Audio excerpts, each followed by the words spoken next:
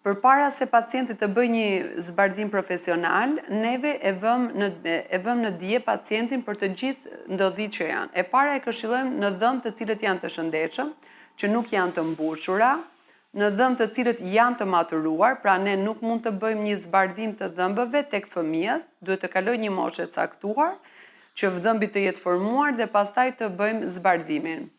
Zbardimi bëhet tek të gjithë pacientët të cilët kanë dëshirë të kenë një tonalitet apo dy tonalitete dhëmbi më të hapura. Zbardimi asnjëherë nuk mund të japë atë bardhësinë maksimali, pasi varet shumë nga ngjyra. Pra nëse ne kemi një ngjyrë A3, po them unë, nuk mund të shkojmë direkt te A1. Varet shumë edhe nga dhëmbi. Ajo që pacientët duhet të marrin parasysh është ndjeshmëria e dhëmbëve që do t'i shoqërojë për 24 orët e para.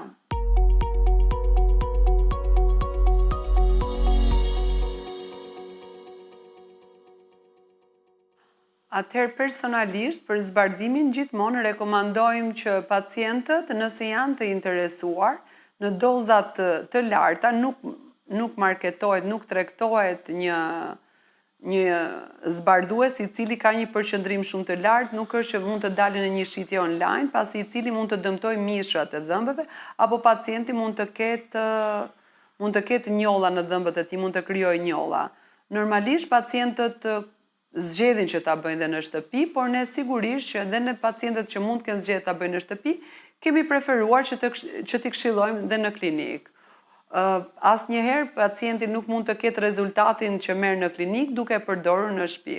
Dhe mendoj që çdo pacient i cili preferon që të bëjë zbardhjen qoftë në shtëpi apo në klinikë, duhet të informohet patjetër shumë mirë për të mirat dhe të këqijat e zbardhimit.